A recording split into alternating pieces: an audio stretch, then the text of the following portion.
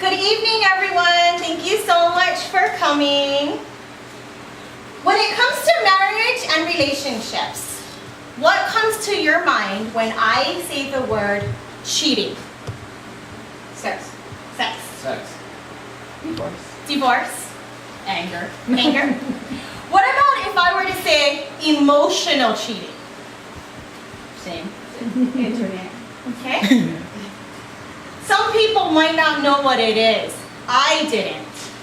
According to Wikipedia, emotional cheating is defined as an emotional affair with no physical contact or sexual intimacy.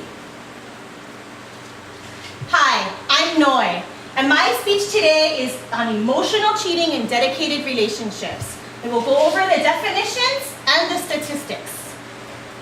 Now that I've already explained what the definition is, according to Wikipedia, I'm going to go ahead and compare it between physical and emotional. And I'm going to give you an example story so that way you guys can understand it through pictures. Then I'm going to explain to you why people in general cheat. And we're going to go over some statistics and prevention and warning signs. So let's compare physical and emotional. Physical affairs are kind of very familiar to everybody. We know what that is. You physically touch somebody, you have sex, you guys, engage in making out and things like that when you're already in a relationship. It's pretty common to hear. Emotional cheating, though, is defined as what I like to say, emotionally too attached. You're meeting this person secretly, you're having secret lunch dates, and there's gift giving involved as well. No sex, no touching, no kissing. So does it really count? Yeah. I'm gonna let you guys all make that decision on your own. Meet Jack and Jill. They have been married for 5 years. And they both work from home. And although they keep themselves very busy with work, they always find time to spend with each other. Taking coffee breaks and going on dinner dates. Recently, Jack's coworker was fired and he had to go into the office. His hours at the office grew longer and longer, and when he got home, it was very late and he just went straight to bed. Jill was understanding, and she tried to keep herself busy around the house doing some household chores. But she missed their time together. And she missed Jack. One day, while at the park, Jill met a new friend named Jane. They instantly bonded because they had so much in common. And they exchanged phone numbers and made plans to meet up during the next week doing their fun activities together. That night, Jack came home and said that he had to go on a business trip. So the next morning, he left on his business trip, and Jill was very sad. And Jack said that when he got back from his business trip, he would go ahead and their life would go back to normal. He could work from home again and there would be no problems. Jill was too sad to let him go. But she said her goodbye as she needed to, and she waved goodbye to Jack. But as she was waving bye to Jack, she got a text from Jane. Jane helped keep Jack really busy, and they spent a lot of time together. Doing fun activities like hiking and going out on dinner dates and sightseeing.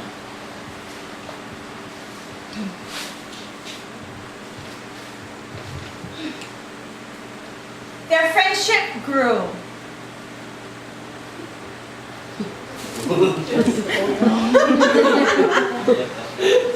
One night at dinner, Jane gave Jill a gift. Brand new diamond Tiffany earrings. And she explained to Jill that she loved their time together this week and she didn't want it to end. Her feelings were really, really strong for her, and it's developed into something more. home that night and had intimate thoughts of Jane. And she went to bed thinking of Jane while these intimate thoughts flooded her mind. The next morning, Jack came home. And as happy as Jill was to see him, she couldn't help but think of Jane. And she even began to text him while she was greeting Jack. They were always texting and sending messages to each other and even photographs. They secretly talked on the phone and had internet chats. They were secretly sending these pictures when Jack was sleeping in the same bed. When he's still lying down. Jack began to notice the increased phone usage and questioned what Jill was doing. Who are you texting so much? Jill got very defensive and said, "Hello, it's just my friend Jane." On their next dinner date, Jill thought only of Jane. And she began to text her at dinner and couldn't stop.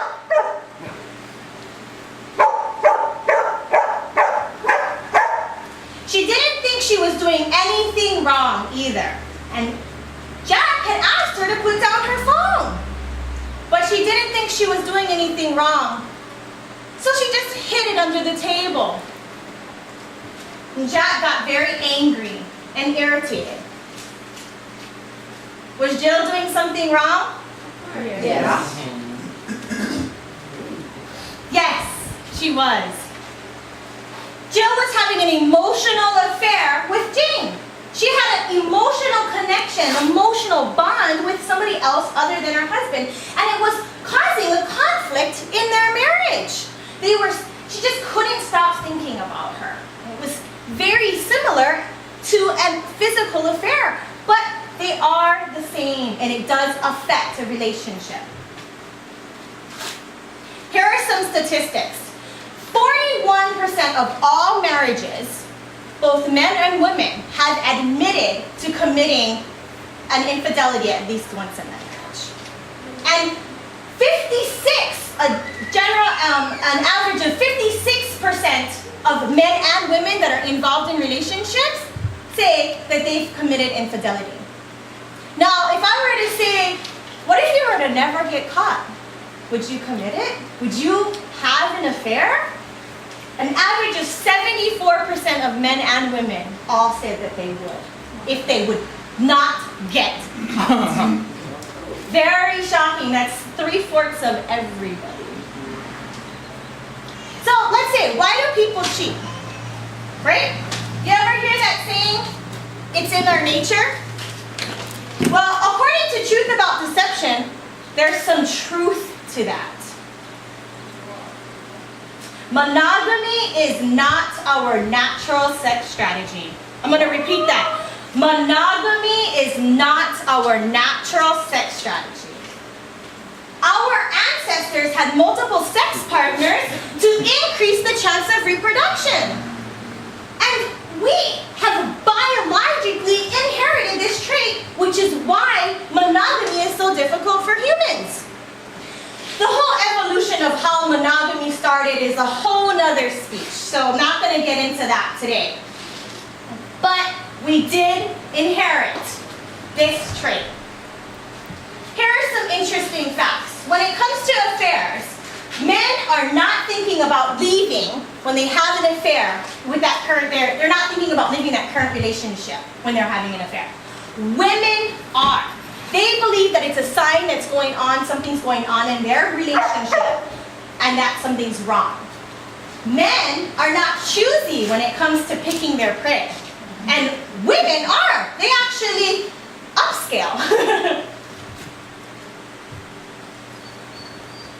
Men are more likely to have one-night stands, those physical affairs.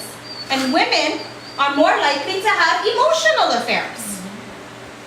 Men feel cheating is valid when sex is boring or scarce in their relationship.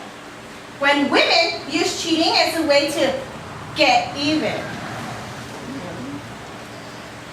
Here's something to think about. According to Andrew Keli'ikoa at Hilo, we don't know much about emotional affairs because they are less talked about and therefore less known. So it happens more than you all think.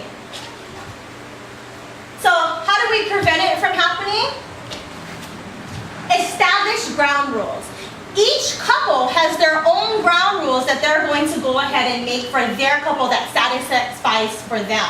What works for one couple is not going to work for the other. So, but couples who don't are more likely to cheat.